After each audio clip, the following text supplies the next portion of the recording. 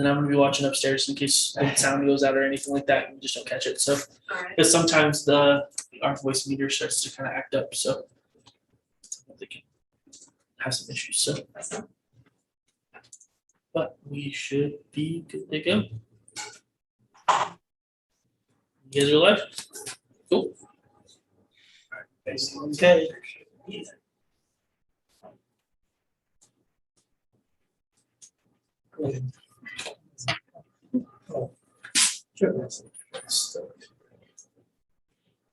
Okay, I'll call the meeting to order. This is the meeting of the Riley County Planning Board and Board of Zoning Appeals.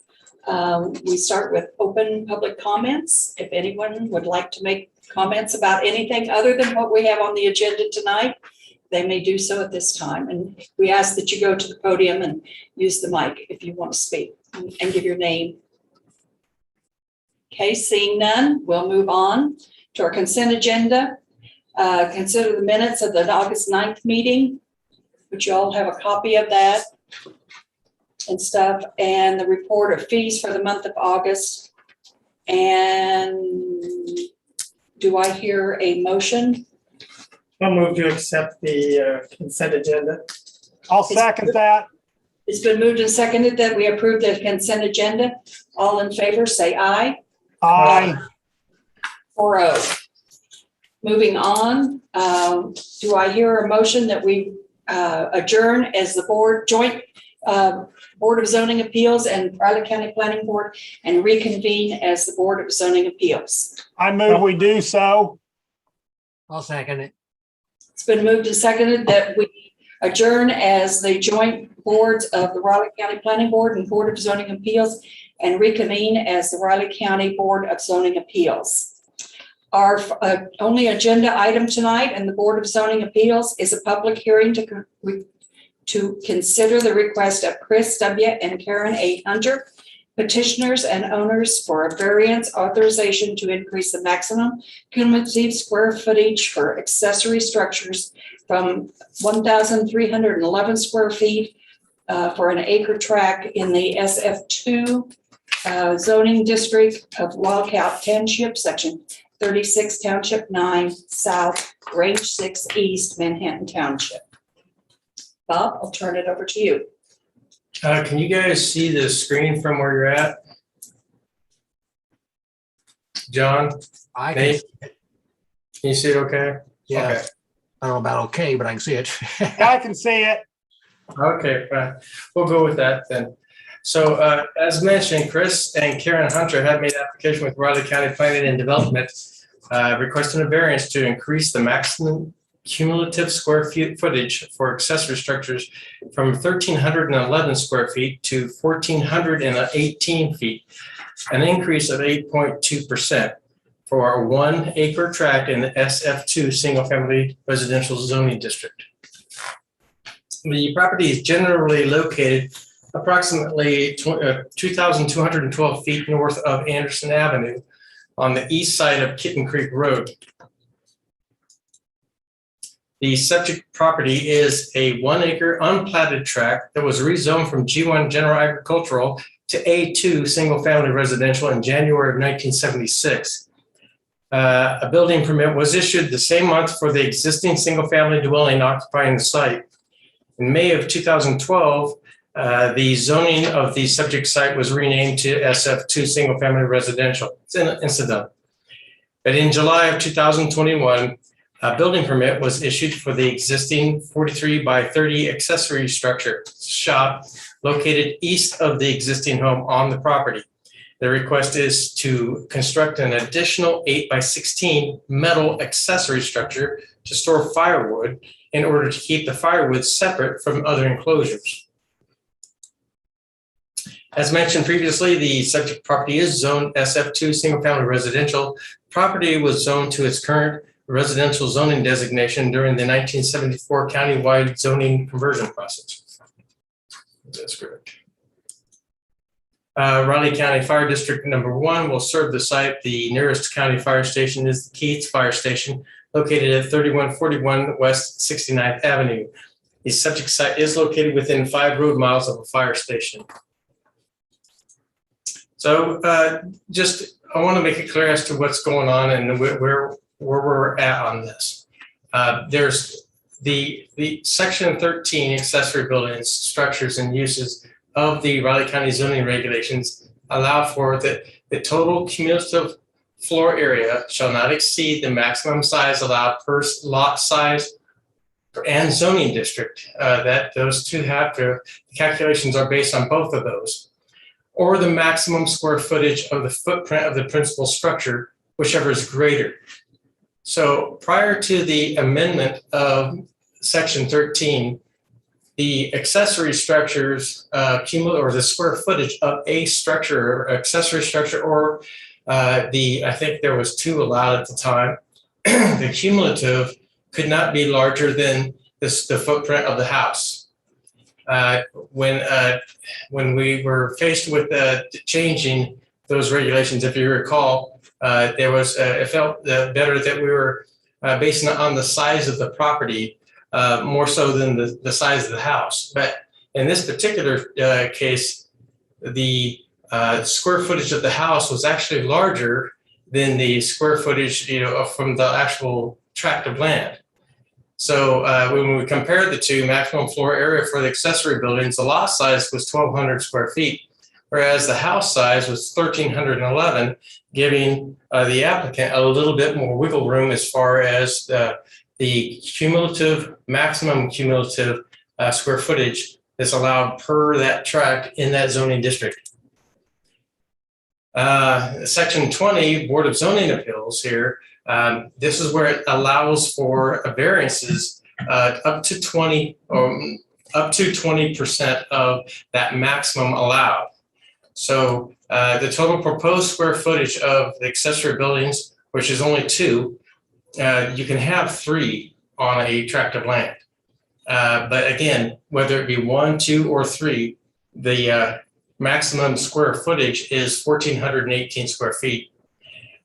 If the proposed amount exceeds the maximum floor area by 107 square feet, a difference of 8.2%. So it's not like they're wanting the full 20%. It's actually a relatively small amount. So a little closer look at the 1 acre tract. There's a few accessory structures that were here that were old and they needed to get rid of them in order to build the existing accessory structure, which is not quite finished yet. It's fairly new. That well house does not count as in the calculations of either the number or the maximum cumulative square footage for accessory structures. And there's where they would like to place that firewood shed back in the trees here.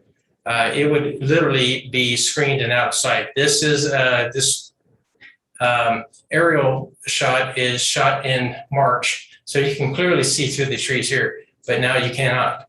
You can stand here and still not see through these trees. Let me do this so you can get a better shot of it.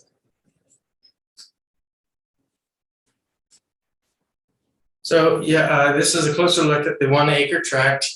And kind of moving off to the east and around the house, you can kind of see the home, and here's the new building here.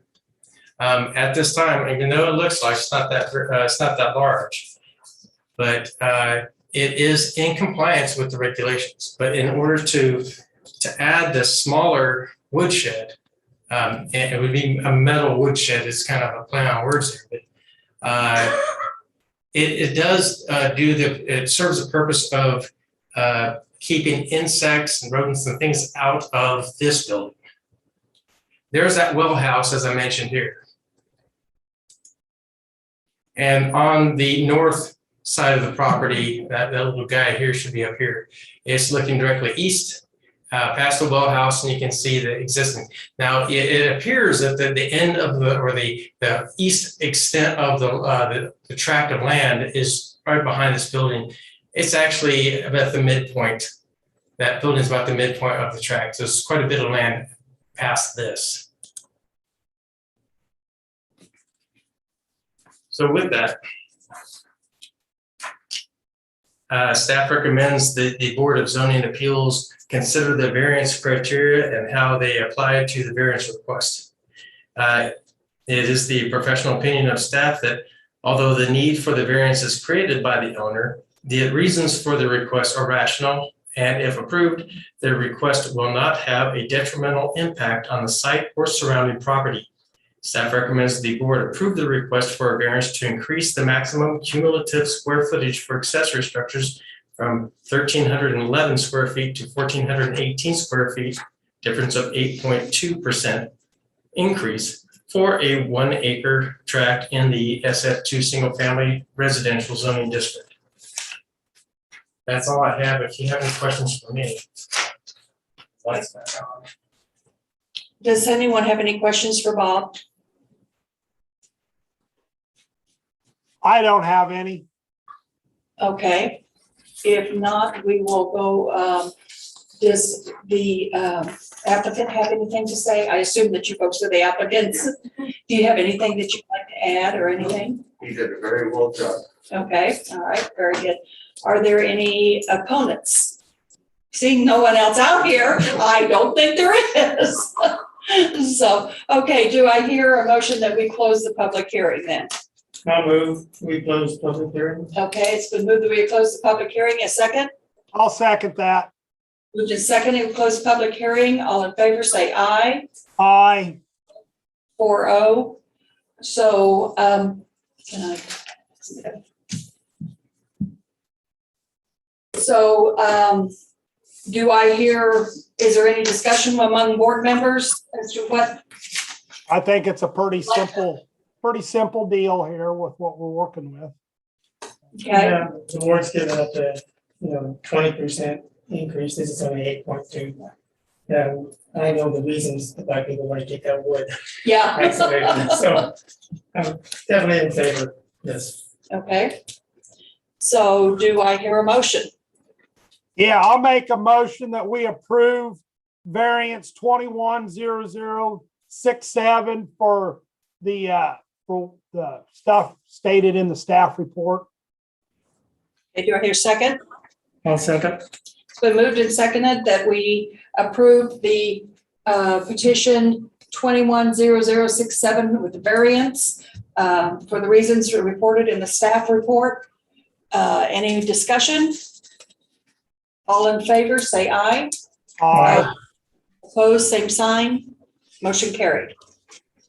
Taken care of for you folks. Thank you for coming in. So seeing how that is the only item that we have on the zoning appeals agenda tonight, do I hear a motion that we adjourn as the zoning appeals and reconvene as the Riley County Planning Board? I move we do so. Second? I'll second.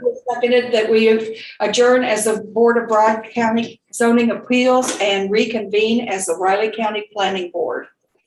And on the agenda, general agenda for the planning board tonight, we have a leadership development regulations workshop. Nice little thick book here to look at. You want to call those in favor? And then those in favor, adjourned. It's just procedural. I'm sorry. Do we need to have a vote to adjourn the meeting and we can do? We already did. We did? Yeah. Okay. Didn't we adjourn as the zoning appeals and reconvene as a planning board? I believe you did. Okay. I thought we did. Sounds like something happened. Okay, I thought we did. Like I said, I'm in a fog tonight, so, No, you're doing great. okay, All right, so you actually get to hear me this evening. good. Welcome. Thank you. All right, so yes, so we are having our work session for our draft land development regulation for you folks this evening. You have last seen this, I believe, a little over a year ago, I want to say. So the text should be pretty much all the same. We just made it prettier with pictures and getting it kind of sorted out. I believe I heard Bob mention to you folks that as you'll see in your, your draft there are still some things that need to be modified to, line up and all of that sort of stuff. But he is definitely on it. He catches those things and it is on. He is That's on good. it. So we're gonna end up with a really nice. We knew we had looking- Bob around for something. Oh, yes, Next exactly. week up afterwards. Most everything. Most everything. As you said. All right, so since it has been a little bit since you folks have seen it, and you probably don't think about it every day, just wanted to give a quick summary of kind of what we've been up to with this document, what we set out to accomplish, and what you should have before you this evening. Again, some of the changes that we looked at. I should say they looked at. I've only been around for the last year or so. They did the bulk of the work, but. So again, just as a reminder, one of the big intents of this, this update was cleaning up the existing document. A lot of the, eliminating inconsistencies, clarifying things. Clarifying was a big thing. Reorganizing, as happens, there was contradictory language, things like that. So we've gone through and make sure those things are, worked out the best we can. We added some new options to make development and redevelopment a little bit more flexible for remote folks, working with people a little bit better, so they have more options, those sorts of things. Let's see, we gave each zoning district its own purpose statement. Each of those has that now. We included corridor overlay districts for both the Gateway and the Eureka Valley corridors. We included that in there. We did an overall reduction of the number of zoning districts that we had. So for example, we went from 5 single-family residential districts down to 3, 4 commercial districts down to 2, 4 industrial districts down to 2. So we've just kind of done an overall, reduction in the number of zoning districts that we had and kind of tightened up some of those, the language in those. We got rid of the N1 district and replaced that with the airport overlay district. That was another big thing with the zoning districts that we did. We created a consolidated use table. So as you see, everything's kind of been in one section rather than floating throughout the document. Added some development standards, which are all new, landscaping, screening, parking, site layout, things like that. We enhanced the subdivision regulations, again, clarifying language, removing, contradictions, things like that, reorganizing, clarified language for applicability, procedures, exemptions, standards, all of that different sort of stuff we've done here. We added lot splits and boundary line adjustments as options. I'm not sure that those were options before, but they are now, which makes things, again, it's all about making things a little bit easier, a little more streamlined for folks, a little more user-friendly. With both in the document and how we do some things in the planning department. And we overhauled the floodplain regulations. And that'll be, of course, a section that the state has to review. And I believe they already have, but we just have to finalize everything with them. But we did some overhaul there as well. Again, clarifying language, reorganizing, adding more illustrations, things like that. And then one of the last things we did was we created driveway standards for unincorporated area, which that'll be by separate resolution. It'll all kind of come as a package for you folks, but it'll be by a separate resolution. I will do that because it'll be its own standalone document. So that was an incredible nutshell of the work that's gone into this over the last few years. And so what Bob and I decided is we'll kind of leave this up to you folks, how you want to do the work session unless you want to, rather than go through page by page or article by article. We want to know if you folks have any questions, comments, concerns. The idea, of course, we're having a work session with you folks this evening. Next Monday, we'll have it with Manhattan, their urban area planning board. And then our Board of County Commissioners will have a work session the beginning of October. And then, of course, we'll bring it back for public hearings. Our ultimate goal and hope and desire is that we have this done by Thanksgiving. If that's not possible, by the end of the year at the latest. It's been a long process. It has been a long process. I know, again, it's there's been a lot of good work that's gone into it. So we're glad to be kind of seeing that finish line. So so again, it is up to you folks how you want to do this. I keep reading there are people on the screen, but it's up to you guys how you want to review the document this evening. Does anybody, hey guys, are you still awake out there? Yeah, Yeah, barely, no. Okay, can't see us. Okay, thank you. So, do you have any questions about anything in the document? Yes, I've got a couple things that I earmarked yesterday as I went through this. I guess my first thought, or my first question or recommendation, however you want to take it, would Perfect. You just muted yourself. John, we can't hear you. okay, I'm back. Okay, I don't know what happened there. 5-34, wind energy conversion system, commercial. I've got some concerns about a couple things on here that I'd like to see probably changed.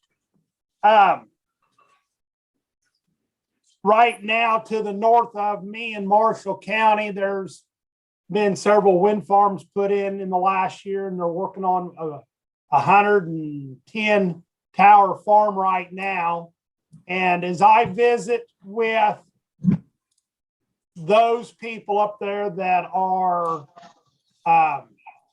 opposed to this, I found in our section in here, it talked about the setback from the property lines is 1.5 times the height of the tower.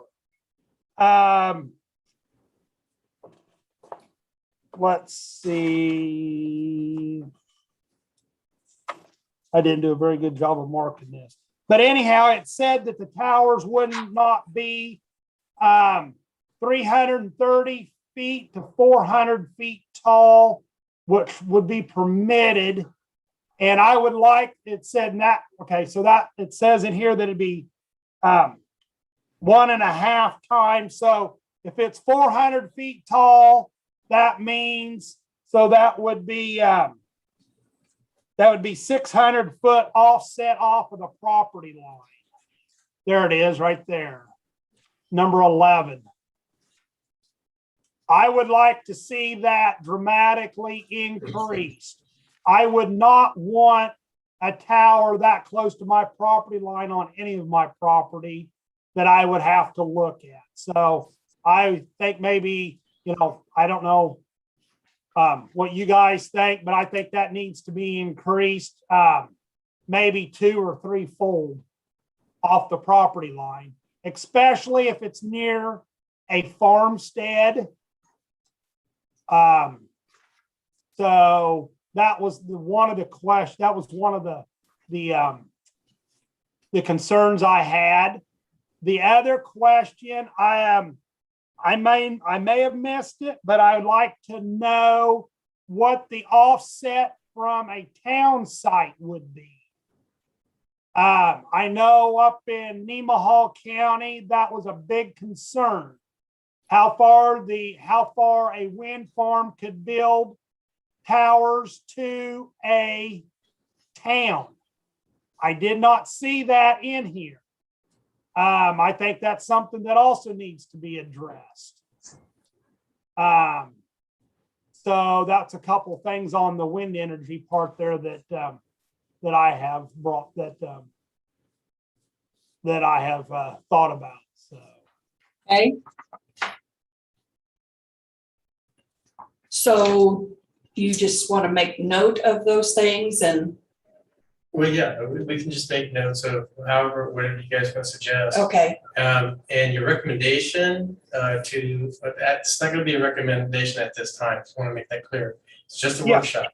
right. But later, Yes. we'll, I want to fashion those into recommendations to the Board of County Commission. I want to remind you that we did not change the wind energy regulations. We changed quite a bit of it. Those just got pulled over. We Okay. didn't change any of those. Well, Okay. that's fine, Bob, but I just want to make sure that I think we need to change.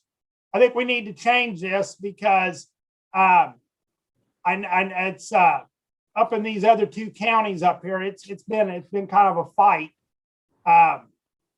where there's no planning and zoning, and I know we've got it, so we might as well have it in, propose it. Recommend it to the Board of County Commissioners that it be changed. So, Okay? the Is second there anything thing. else? Oh, the second thing that I have, well, then I'll shut up. So I guess this is more of a question for Bob and Amanda. Here, in the last month, a neighbor of mine had, was building a garage. He did not have a building permit. He was visited. He came in. He signed a piece of paper that said that he was agricultural when he has nothing to do with agricultural. His 75 acres, he does nothing with agriculture on it. And you guys let him sign a piece of paper to exempt him without having to pay for a building permit on his property. I think this is totally wrong. The only way I think you should be able to get an ag exemption or an exemption for farm is if you had an ag exemption given to you by the people that in the office, and Nathan and I that approved this. I don't think it's right that they can just sign a piece of paper and you can ask them if they're ag. If that's discriminatory, I don't know. I mean, I just don't think it's right. It's not in here, but maybe it should be in here underneath the ag exemption part of that. So, I mean, I guess if we don't want to get money from our taxpayers out there that are building without a building permit and say they can do it underneath an ag deal by signing a piece of paper, I think it's totally wrong. So I thought that when we started that you had to produce a Schedule F income tax form to be able to get an ag exemption. No, No, it's not a requirement. It's just optional. I think it's totally wrong. I think what he's saying is, we don't go through the agricultural exemption process for accessory structures. We do it for if someone wants a house, Right? but what he's saying is that the ag exemption process should be attached to Everything. accessory structures too. If you're saying you're ag, then we need to see that you're ag. Yeah. And yeah, I think that might be a good point. Yeah, I thought that's the way it was. And I thought you had to prove you were ag to get it too and stuff. So you evidently don't, huh? who makes That might who makes the determination that something is ag or not ag? Is that the planning This Is is that as you far guys? as like or for a county house, clerk? like or for the house, an actual agricultural exemption application, staff and planning board members, I think it's both Nate and John actually. And but see, we weren't doing it. Someone comes in and says, I just need a building permit to build a pole shed. And okay, and we ask them, are you ag? And depending on their answer, they have to pay for the building permit or not. Still have to get the permit. And it gets checked out too, does in the certificate of occupancy, whether they're ag or not. But I think what John's saying is that it's not so easy to determine that even at that point, if it's ag or not. And so, yeah. So is there We'll any have to look at that. recourse on something like that? I mean, that they just get away with it this time? I think what John is saying that I mean, they should apply and go through the ag exemption process. And people who are kind of trying to get one over on you or us will be less likely to try that. It'll be more of a deterrent. Right. But we'll have to talk about that. Okay. Because I know that that's always a discussion of whether or not, because there are some people that have tried that several Yeah, different and I think times, what so. the other side of that is we don't want to burden, an actual farmer when they need to get something started, get something, Right, and right. so that process it's not a lengthy process, but it's more than just walking in and getting it. Mhm. Well, and I mean, do you ask questions like, how many acres do you have, or something like that? No. No. We Okay, just flat out ask, is it for agricultural purposes? Are you ag? okay, And we take them at their word. okay. So that's something that, yeah, we'll get to that, John. We'll have discussion with staff and see, maybe that we need to tweak that process a little bit. Okay, It's a tricky process across the board as it is. It's tough. Even with an agricultural exemption application, there's submitting materials and stuff like that. Anything can change at any time, and so it's something we'll have to look into. But we'll do that, John. We'll go ahead and get back to the regs. Yep, And, thank you. Okay. Is there any other questions about the document? Nathan, you okay with it? Well, be quite honestly, I haven't had time to go through it all yet. Falling down. I apologize for not being there tonight. I'm a little under the weather and I figured I'd probably be better off if I just stayed home. So I'm glad to That's Zoom is fine. available. That's fine. So, Joe, Yeah, you what probably didn't want me to come in today anyway. there was nothing that in the document that jumped out and grabbed me, Okay, so I'm comfortable with it at the moment. okay. I had one thing, and I know that this is, I've said this before and stuff. Mine is about setbacks in the agricultural area to property lines for residences. And in looking at, well, when I first started reading it, the first page here, purpose and intent. Under intent, number 10, protect landowners from adverse impacts associated with developing occurring on neighboring property, which speaks to exactly what I'm talking about. So the setback on from a single family residence in a farm area is 10 feet from the property line, which is way too small. In the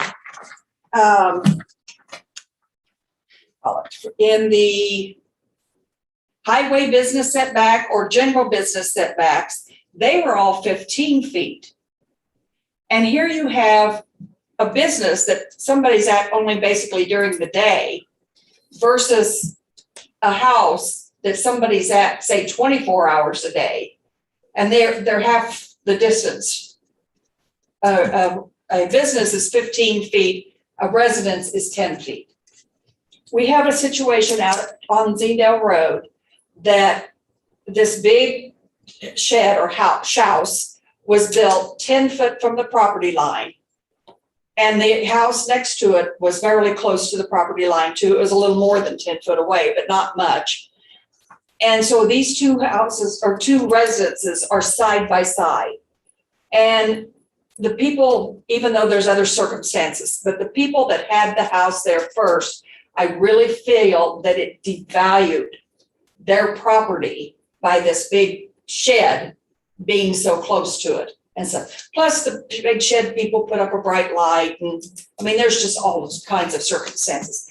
But I just feel that the 10 foot is too close out in a rural area. Is it, what's the zoning that it's on? It's agricultural. It's all along agriculture. So does that kind of a setback for the single family? Yeah, see, it's all 10 foot. Everything's Does 10. it apply upon the ag? And, I mean. Yeah, it does. Is it zoning specific? Well, like okay, here. Single family residential FS1, FS3, FS2. No, so let me say this much. Yes, Right now, we have SF1 through SF5. SF4 and SF5 are our large lot, single-family residential. okay, What those are. If you haven't looked closely at the size, they're being flipped.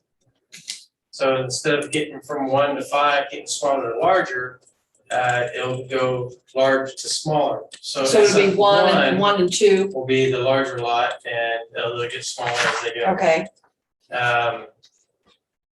Typically, we don't have an issue with the setbacks and people building on the line. But we also don't have building codes.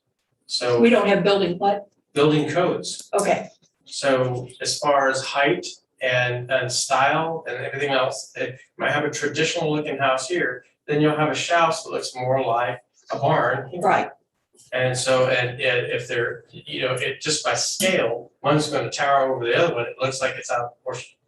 As far as the lighting issue, that's being taken care of in our development standards under exterior lighting. So you're not gonna be able to just have one of those outdoor lights that, shine and it's like springtime in Alaska, that's being taken care of. I still think that 10 foot apart, I don't care if there's no lights out there, if they both build barns, whatever it is, it's too close. Okay, How far are you from me right now? so probably about 15 feet. That's too close for houses. Well, you gotta remember that a lot of the residential out there are smaller lots than the you're looking at.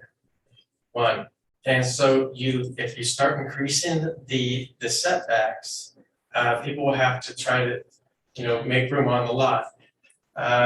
You're gonna get a lot more variances, that kind of thing. And then what this is just maximizing the lot, the ability for people to build where they need to. And in a lot of cases where you have the location of your house dictated by the sanitary code, sometimes that setback gets in the way of things. You could make a case that maybe at least on the larger lot, we can increase that. I don't recommend it on the smaller lot size, because then you won't be able to build. Right, and like in the town of Zeendale, that, there, yeah, it's gonna be harder to do, you couldn't do more than 10 foot probably, All along the lake, all along the lake. exactly. But how many variances do we have for all along the lake? Yeah, every one of them probably will be a variance, every lot up there. I'm just saying that adds to it, that adds to the issue of not being, having enough area to build. Maybe we need to look at the size of a building that is going on to a size of a lot. Maybe we shouldn't be putting great big buildings on small lots that require that to be that close to property lines. But that's just it. In this case that she brought up, it's not a small lot. They're both 10-acre lots. Oh, And we don't have any requirement that they have to build in a particular location. What happened out there is they thought that they had to build there because of flood. Which, I agree, Diane. I agree, 10 feet building, I mean, it's, to me, farming up close to that close is too close, but sometimes you just gotta do what you gotta do, but I don't like it that close either, at least. Well, now, here's the other thing that we have, just so you know, is moving forward, and we've had this since 2012, as far as an agricultural buffer. and that's Now, 200 feet, That's isn't 200 feet that can be reduced down to 50, no less than that. it? Mhm. Okay, that's up against an existing ag use. Now, up against other residences like this, you don't have that ag buffer Right, because it's like sameness, that kind of thing. Oh, I thought we was talking about being up against ag. No, I'm talking about residences being against each Oh. other. It just, I Yeah. mean, it's not town. And in town, they're not that close. Right, and so are we talking about a side yard setback for all structures? So the SF4 and SF5 at this point has livestock livestock structure. Mhm. Well, those Well- all have it, they all have a setback 10 if feet. there's livestock involved. If right. it's stuck in, let's say it's horses, it's still 10 feet That's too or close. less. Accessory structures go down to 5. It's too close. So if somebody out in the country wanted to put up a chicken house, they could put it 10 feet next to their neighbor? They could put it 5 foot next to their neighbor, from what he Are we just talking said. agricultural zoning district or are we talking single family residential? That was my question. Single family residential, that's what we're on right now, that's what the issue is. Okay, so they're in an agricultural district, but their particular lots are single family. That's not how it works. That's not how it works. No, the Okay, district so- is single family residential or ag. So those two out there at Zingdale are what? Single family residential, both of them, Okay, they're not ag. okay. Even though more than half of one of them is Right, a field. and well, in fact, we had to vacate a portion of the other one, remember that? That got vacated because the folks who were farming south of that, they wanted that field. And so that made that lot even smaller. So. And again, you know, when it comes to placement, we don't have, other than sanitary code and certain setbacks, we really don't have anything that requires someone to build in a particular spot versus somewhere else on the property. You can have a 20-acre tract and have them literally build in the corner is less appropriate than anywhere else on the property, right up against either another house, if you will, and kind of invading their sphere of influence, if you will. And it looks uncomfortable because what we see when we're driving along is this is the rural area, everyone's spread out. And in this case, they're right next to each other. We don't have anything that you built too close, well, unless you wanna, and you wanna put that in. You know, typically, no, that doesn't happen. Well, and there used to be another house where this big shed is now, I was in it, but it was further away from the driveway.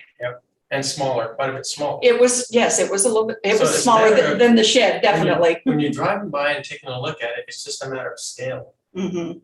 We see that in other areas. We just, again, there's certain things that we try to offer as much flexibility as possible without coming out with building codes and then saying this has to be like this everywhere. Well, and then when I read this, your driveway things, it made me start thinking about that place again, because the things that it says here do not apply to that. No, they won't. These, we don't have driveway standards now. And no, it's not retroactive. Yeah. And what we have is new development, moving on, once this is adopted, if Okay. it gets adopted and everyone likes it, put it in Okay. place. And that, it makes it clear as far as those go, makes it clear as to where the entrance ends and where the driveways begin. Now it's kind of kind of close enough to the right of way and all that. So it's, you know, because you can't have that shared driveway, but you can have a shared entrance, so where does one end and where does the other one begin? That kind of thing, I made that clear. Well, I still think that 10 foot just Well, isn't enough. Fine, so what we gotta do is, your recommendation or suggestion needs to be clear, like, which districts do you want it to apply to? Single family residential, SF1, SF2, SF3, all of them? I would say all of them. Problem is that you But get you- smaller, But now SF1 is the big lots. yes, So it would have to be 2, you only have 3 now, so it'd have to be 2 and 3.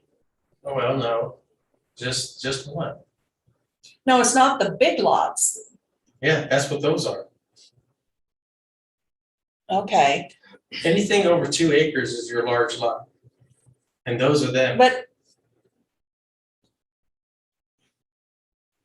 Okay, and FS3 would be how much land? SF3 you'd have to take a look at what we have. That's 6,500 square feet. There's not gonna be a lot of those. And that's for the smaller urban scale lots that usually have central water, maybe a central sewer. Kind of like Terra Heights, University Park, that kind of thing. Give you an example, University Park is SF1, which has a 10,000 square foot lot size, minimum requirement. Okay, And if you've been up there at University Park, you see it's kind of neighborhood-like, smaller lots, a lot more density, that kind of thing.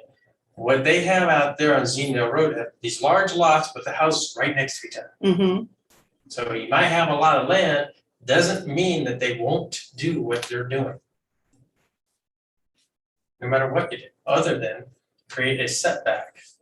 This, for at least there, gives them a little bit more pushback in your more rural settings. so what would you recommend? Well, To I do. recommend if you want to change that type of situation, you want to still give folks a little bit of breathing room, if you will, from each other. Mm-hmm, And notice that there's going to be a little bit more room to work with as far as your house placement. Then I would focus on the large lot residential development or districts. okay, The smaller ones, like the 6,500 and the 10,000 square feet, those are just urban sized lots. okay, So I'm saying, and you increase the setback side yard, I believe that's what the issue is here more than anything. right, So here we have I thought we got rid of that, but yeah, 10% 10%. lot width. Yeah. That's even more, how can I say, flexible. It's in both SF2 and SF3, it's got 10%. So yeah, that's even more flexible. So for example, Nelson's Landing, remember Ochoa had to come in and get his variance to put just a carport on. mhm, Yeah, His lot width was 75 feet. So his side yard setback was 7.5 feet. And so in that little area where you typically see it looks like the city, it's not in the city, but it looks like it's in the city. okay, It's a little bit closer quarters, a little bit more ground cover for the lot, that kind of thing. What's happening out there is for the large lot, people's decision to build right next to each other. Or someone came along and built right next. well, there was one existing house and then the other one built, Exactly. That is not going to be covered in here. If you want to make a recommendation or suggestion, I would say focus on the larger lot ones rather than the smaller ones. okay, To allow people to still maximize their building, opportunities without having to come in here and get side yard setback variance for, one after another. but that is Okay. the workaround if situation dictates, then you can't have a wide, then they come in for a variance and can be adjusted. That's what will well, it have to means that happen. Yeah, they don't have a lot of room, and so they've gotta go, the setback is there, and so they've gotta extend into the setback, that's why they come and get a variance. Right, which is what they'll have to do if the regs say, we need a wide one, and it just isn't gonna work for them, then they gotta come in for a variance. No, the wide ones would, they wouldn't have to come for variances, What happens is if I don't think, if you restrict the lot size from here to here, and it's already a small lot, and if these lots are along the lake, they're topographically challenged already. right. But like you were saying, okay, we're not gonna do the small lots, we'll do the large If lots, you want to focus on that, and then my other suggestion is you need to, talk amongst the board what you feel would be a recommendation as to what it should be. okay, If it's 10 feet, now keep in mind accessory structures are still at 5 on all of them. That's our section 13 right now, pretty much carrying over here. section 13. No, that's our existing Oh, zoning regs, okay, which were just adopted okay, not too long ago, if you remember that amendment. And that seemed to be okay. And when Steve and Monty and I were sitting down talking about this, we were trying to push for greater, and Monty said, no, why? Why? He didn't feel that there was a need to have, that separation because the use of the property. Now, you'll need to come up with what you feel is a reasonable side yard setback for the large lot, single family residential district. Okay, This is what we're talking about, I believe at this point, this is for principal buildings.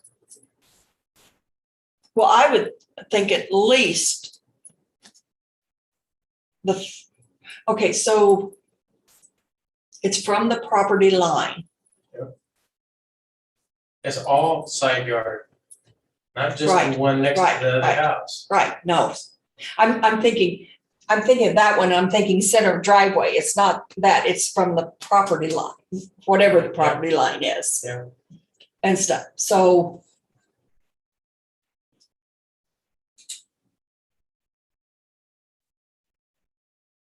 Like, what's the width of this room? Is it 15? No, it's more than that. It's more than that? It's about 20, 24, 25 maybe. 28 full bys, Okay, some of them. so if it's 28. Yeah. So if we did 5. That still doesn't seem very far, but.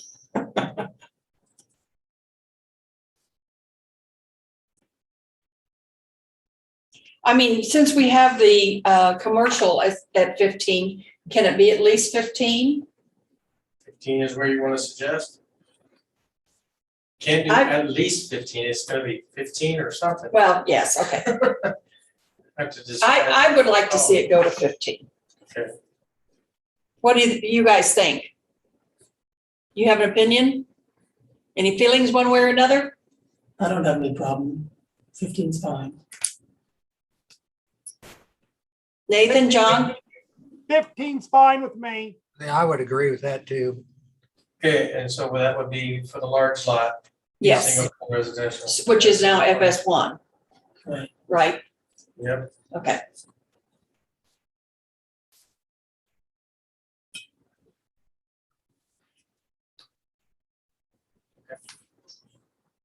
I'm sorry, Amanda, No, you're fine. That's what we're here for. this has just bothered me for a long time. Wow. A long time. I just have seen what it has done. I mean, there are other circumstances I know and stuff, but just everything that went wrong with that situation out there and stuff, and I don't like doing that to people, if we can keep from it, so.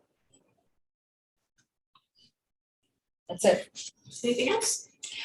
That's the only thing I had. I do have one question. I was kind of scanning through this and on the section on signs, 642, 640. It does say that signs are exempt from regulation are flags. With all the flags that are coming out that you see around the country now, there is one in Leonardville that somebody has hung on a fence. And under the prohibited contents, it talks about text or graphics that are obscene, fighting words, defamation, incited to imminent lawlessness and stuff. That sign, people have talked to me about it's inappropriate for young children to see by the language that's used on it. Is there anything that we can do to regulate that kind of stuff? I mean, that uses the F word twice on that sign and it's hung prominently right out there for everybody to see. We can't regulate content. I'm gonna But say that a little louder. we can't regulate content. There's been court cases over the last few years where they have taken away our ability to regulate content. Nick, Because why do we have under the prohibited content? It says prohibited content and it says text. So are you saying that we can't regulate that? That's on number 5 on page 642. Says, there we go, on A and B under 5, it says text or graphics that are obscene fighting words. Right. So basically that has no teeth. Graphics that are harmful to minors. I mean, the flag says F Biden. I mean, I'm using the letter instead of the full word, and it says F you if you voted for him. No. I was gonna spell out something, but I'm still on. My take on that is, one, the flags are exempt no matter what. No matter what they have on it. Flag is exempt, the flag is exempt, period. Even if it's not hung on a flagpole, it's actually on a fence there. It's still a flag. Okay. The So- second thing is on the prohibited content, if we have to go, if someone is doing an actual sign and there is such a thing here, we'd have to go through legal to make a claim that these are, what's actually happening is right up this alley here, because it's a very fine line of going in and taking away someone's constitutional right, free speech. So it's tough to do, but we're throwing this out there, hopefully more of a deterrent really, but if it came down to that, we'd have to, do an investigation and all that and see where it goes. Most likely it would end up in court. Well, I've got a question, why are flags exempt? Because they fall under everything else, on a like flagpole. Okay, the question is, car flags. what is a flag? I mean, the US flag, the state flag, like this is a city flag. Those are flags that we all recognize as flags. If you put something on a piece of cloth and hang it up, is that a flag? Is it It that can a be made into definition? one, yeah. So we don't get too specific there. We just exempt all flags. Hmm. Because then we're becoming discrimination. Yep, that or discriminatory. That's a flag, that isn't. And who are we to judge what is and what isn't? That's what it would happen. Yeah, I know there's some regulations on when you put flags on a flagpole. Can somebody make a flag and fly it above? You don't have to necessarily Yes, have it on a flagpole for it to be a flag. Hmm. It doesn't have to be sailing on a flagpole. You see them like banners or like flags, on vehicles. Yeah. Yeah, and then there's the flags like on a car lot. Those types Oh, of flags, I'm beginning to understand you'd have to define, these flags are Yeah. appropriate and these flags are not. Exactly. And the only way we Okay. could do that is by reading the content, which we're. Right, yeah, which is the problem. Okay, Yeah, it's a tricky situation, Nate, I agree with that. Yeah. And if we're faced with a situation, we would have to go through legal and a special particular, or on signs, text on signs and things like that. And it would end up in court most likely. And, Well, I just know that there's people in the community that have questioned it to me that that's really not a very good thing to have out there for little kids to see, and I agree with them. I agree with that too. We agree. but the way it's written here, it has to be by law. It has to be defined by state or federal law, defined by controlling law. And so that's your out. Yes, yes. If there's a specific law that forbids it, then Yeah. it can't be approved. Right, okay, thank you. Okay, does anyone have anything else? Yeah, I got a couple more things here. I found my marks in my book here. Okay, So in the past, I'm leading up to section 7.3 subdivision standards. But, so leading up to that, here a few years ago, Bob, you'll have to help me and exactly how we did that. I wasn't in on I missed that main meeting that year. But, up West University Park, Jordy Nelson bought a piece of farmland. There was 2 houses on it.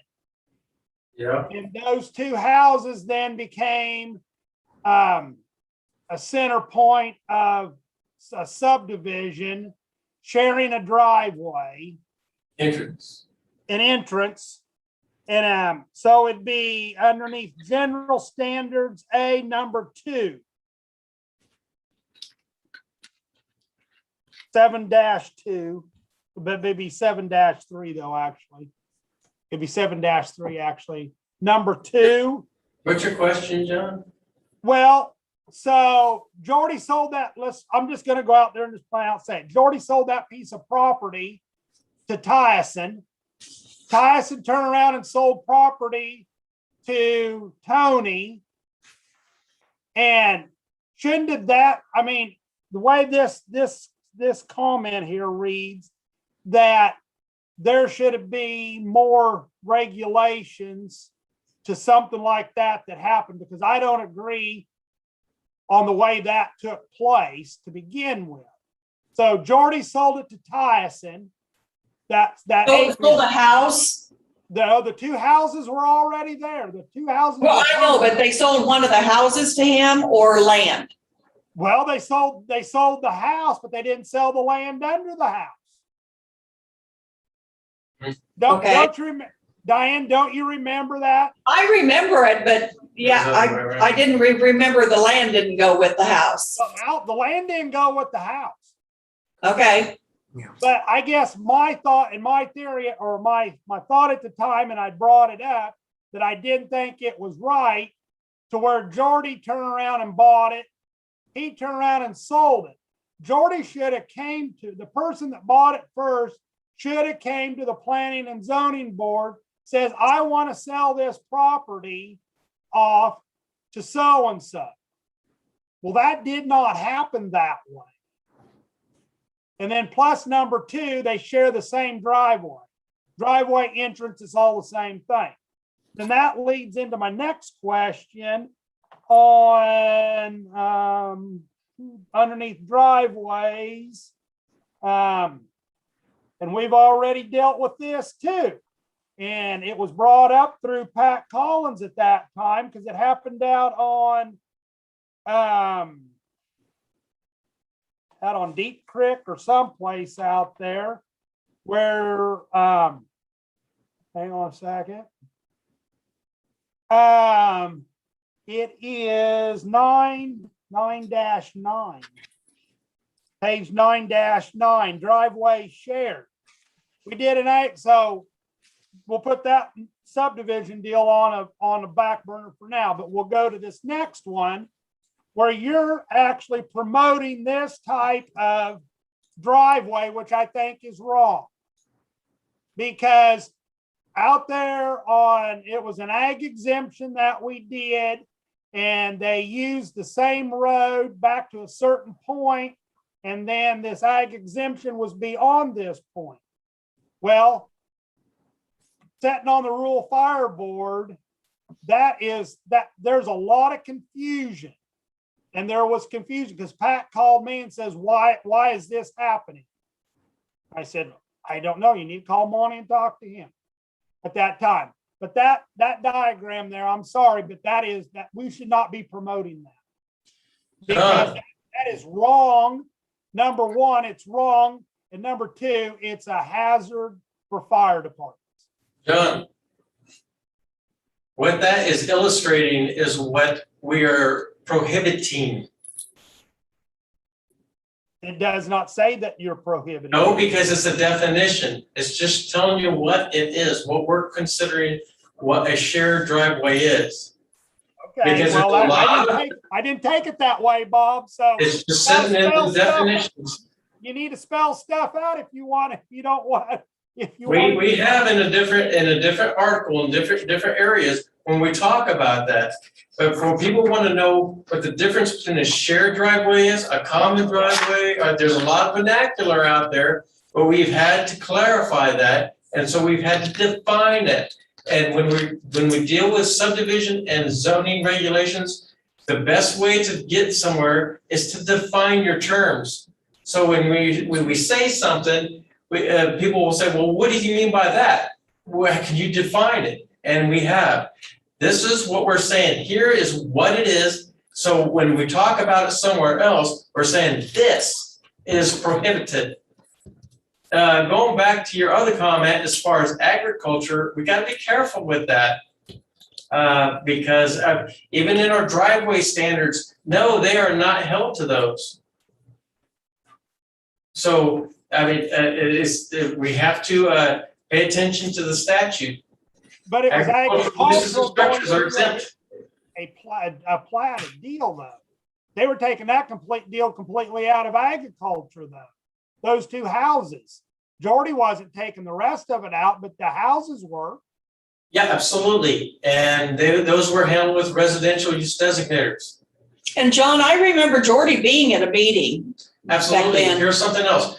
Going back to, what was that, that one passage, what was that, John? What was it in the subdivision regulations? Which one was that? Number 2, What page? 7.3. Okay, I want to explain this one real quick, once we get there. Okay, so number 2, no person shall sell or transfer ownership of any lot, parcel, or tract of land by reference to a plat of a subdivision before such plat has been duly recorded. What that means, that's a state statute right there, it's a law Okay. for register of deeds.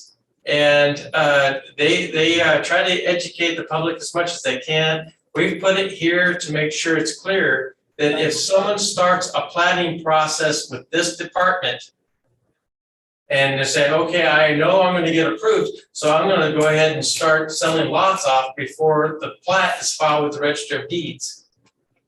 That's illegal. So So this we're is saying another here is- one of those prohibited situations. Exactly. Okay. Well, Cannot do that. I guess I didn't take it as that though either. So, But at the same time, let me say this. You can always have people on, the hook, if you will, interested in buying a lot once the process is done.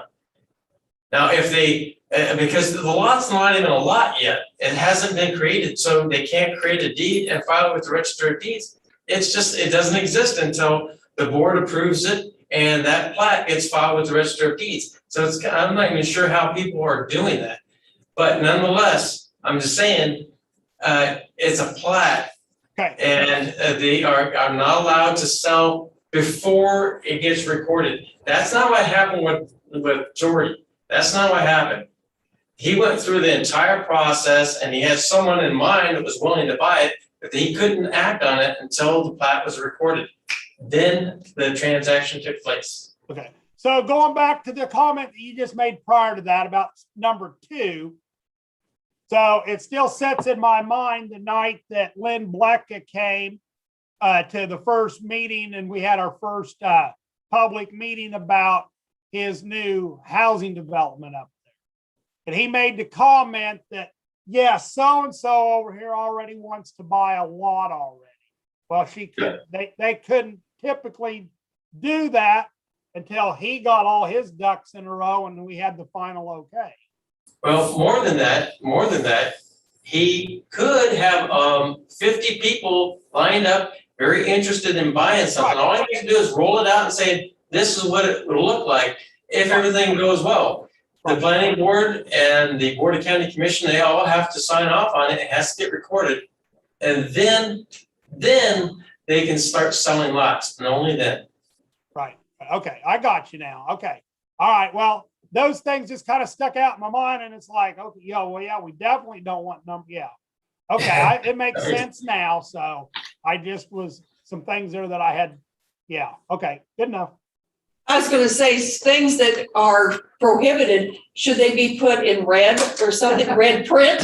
Well, I mean, it was confusion. It was confusion on the other deal with the driveway deal there. So it was confusion to me. I did not know that it was so, okay, I'm good. Okay. Anything else? I don't hear anything, so. All right. So really, I just want to, I want to summarize before Amanda finishes up here. What we did from the last time we brought this before the board is very little text change. There might have been some confusing way of saying stuff, and we clarified it. Very few places. We added a table of contents. We added illustrations and pictures.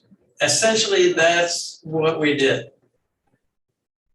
So really, the text, the concepts, anything like that, that was unchanged from the last time you saw the documents. And the other thing is, it's all in one document now rather than several different articles. So again, this is going before public hearing not too long. So you still, it's still coming back to this board for recommendation. So, take a look through it and Keep see if looking. there's anything else you see that might be an issue. Okay. So you still have time for that. Okay. So we don't need to take any action or anything No on action. Nope, just a work session. this, okay. Yeah. So, then if there's no other further business, I just do want to remind everyone that because of the, training day next month on our regular meeting, we will be meeting a week later. So just mark your calendar, so, The meeting will be October 18th. yes, October 18th, so. Okay, I'll go ahead and move to adjourn. okay, I was just gonna ask. It's been moved that we adjourn. Do I hear a second? Second it. It's been moved and second, we adjourn. All in favor, say aye. Aye. Aye, 4-0, motion carried. Thank you. Thank you. Had a pen in there. You made it. Thank you. You did fine. It's just that my brain was just, I was writing a speech